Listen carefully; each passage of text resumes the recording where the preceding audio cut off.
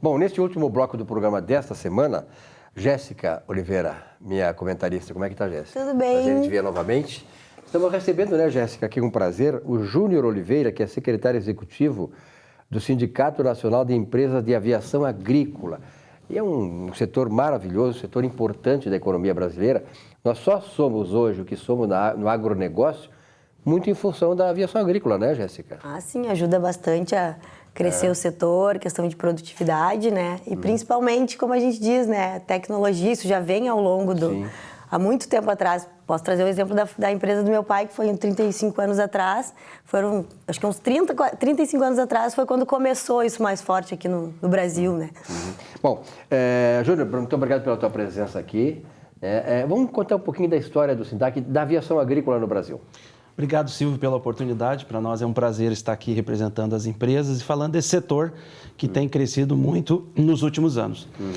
O SINDAG é o sindicato que representa, então, as empresas de aviação agrícola em todo o Brasil. A aviação agrícola está presente hoje em 23 estados brasileiros. Tem alguma aeronave agrícola trabalhando aí em torno de 15, 16 culturas que nós temos espalhado por esse Brasil grande da agricultura. O SINDAG existe desde 91, né, uma necessidade que os empresários entendiam na época lá de ter uma entidade que os representasse em órgãos, entidades, politicamente também, representasse o setor, né? A aviação agrícola está há mais de 70 anos no Brasil. Em 1947 começou aqui em Pelotas, né? Então se espalhou, como diz aqui alguns políticos, se espraiou pelo Brasil inteiro, né? Mas começou aqui em Pelotas. Mais um ineditismo gaúcho, né? Exatamente, mais um pioneirismo, né? Iniciou aqui, né? O Brasil se destaca porque tem a segunda maior frota de aeronaves agrícolas do mundo, né? Nós temos... Superada pelos Estados Unidos. Somente pelos Estados Unidos, porque os Estados Unidos também tem uma área muito maior agricultável, né? Eles têm mais de 17% de área agricultável, nós temos 7,8%, segundo os últimos dados da Embrapa. E esses aviões agrícolas, eles são fabricação brasileira ou são importados? Na década de 70, a Embraer montou o primeiro avião agrícola do Brasil, fabricado por brasileiros, né, que foi o Ipanema, famoso Ipanema. Ele ainda até hoje é utilizado na aviação agrícola, tem os novos Ipanemas também lançados aí, né? As aeronaves um pouco maiores são fabricação americana. Aí nós temos Air Tractor, que se destaca aí, pode levar 2, 3 toneladas de semente, de água para combate a incêndio, de produtos para proteção da lavoura. E tem uma outra fabricante chamada Atrush, que se destaca também por ser uma aeronave grande, de grande porte, né? Então nós estamos muito bem atendidos atualmente aí pelos fabricantes de aeronaves no Brasil.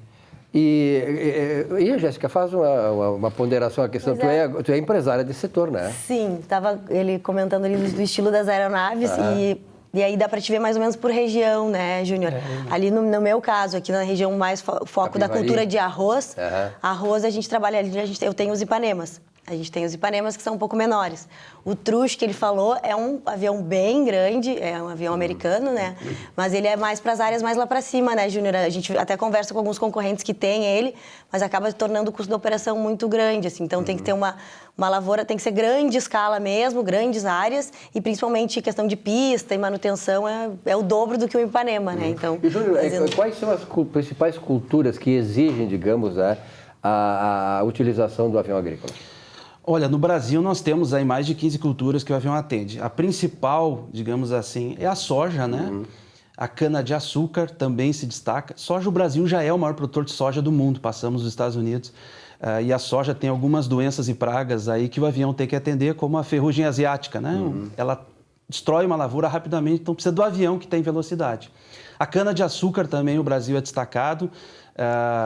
Só São Paulo tem 70% da cana, e aí eu conecto aí o que a Jéssica falou. O porte da aeronave, o estilo da aeronave varia muito por região e por lavoura.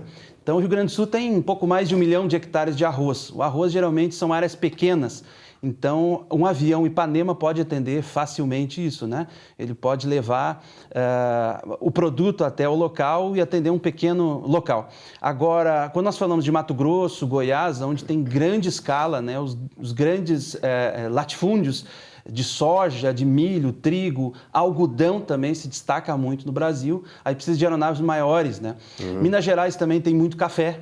É muito café. Eu estive com a secretária de Agricultura, a Ana, lá, e ela destacou bastante a qualidade do café, né? Também destacou que lá tem muita cana para atender a cachaça, né? É um produto diferenciado de muita exportação também, o avião atende. Mas claro que o maior produto da cana-de-açúcar é o etanol, né? É também o açúcar e a energia elétrica. Hoje também as usinas de cana-de-açúcar estão conseguindo aí... Agora dizem que o maior consumo de cachaça no Brasil aumentou muito em Curitiba, né? Isso é uma informação interessante. Mas, Júnior, me diz uma coisa. A segunda maior frota de aviões agrícolas do mundo exige naturalmente um número grande de pilotos, né?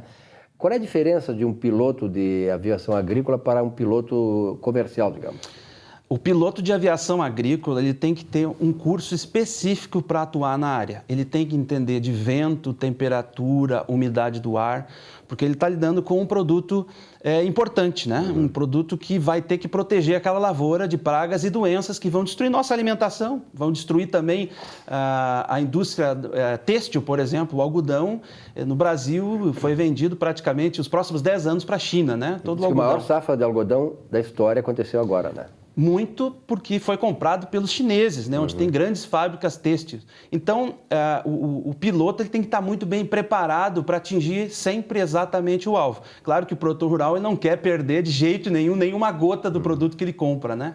Por isso que seguramente nós podemos falar que a aplicação aérea hoje é a aplicação mais segura que tem, por ter esse piloto preparado. Por exemplo, um piloto de uma companhia aérea comercial não pode atuar no agrícola. Ele tem que ser formado no piloto privado, comercial e agrícola, para entender exatamente dessa especificidade de voar 3 a 5 metros de altura de uma lavoura. 3 a 5 metros de altura. E qual é a velocidade que um avião agrícola normalmente anda? Ele pode ir de 200 a 240 km por hora, né? E, Júnior, fazendo um complemento, né, o que tu diz, realmente, o piloto agrícola, ele tem que ter...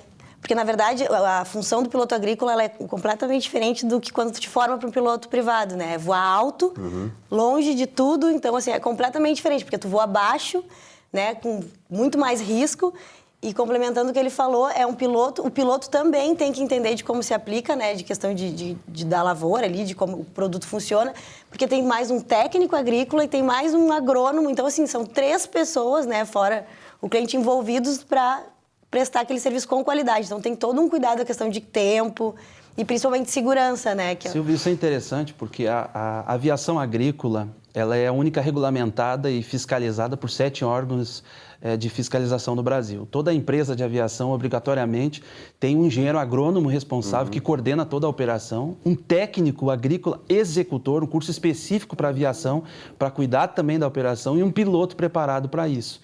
Então, todas as operações aeroagrícolas têm relatórios para entregar ao Ministério da Agricultura em todo o mês. Fora que o avião agrícola tem um DGPS na sua aeronave, onde tem os mapas de aplicação. Então, hoje você sabe aonde o avião agrícola passou, como ele aplicou, todos os dados e informações necessárias se alguém quiser em algum momento. Com certeza, teremos muitas coisas para tratar aqui com o Júnior, inclusive a questão da aplicação por drones hoje, né, que é uma novidade e tal, mas o nosso tempo está esgotado, Júnior.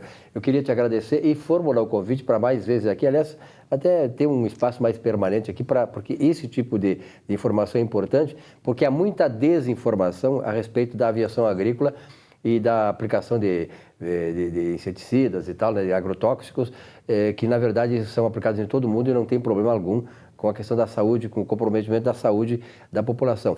Muito obrigado, parabéns aí pelo trabalho que vocês realizam, né? E que eu tenho certeza que esse trabalho aí é que é um dos responsáveis principais do desenvolvimento da agricultura brasileira. Obrigado, Júnior. Obrigado, Silvio. Nós que agradecemos e ficamos à disposição. Convidamos a todos para conhecer mais o SINDAG, sindag.org.br. Procure também nas redes sociais, estamos lá para falar com a população e tirar as dúvidas que sentir necessária. Muito bem, obrigado pela sua audiência também. Nossa Economia e Desenvolvimento volta semana que vem. Até lá.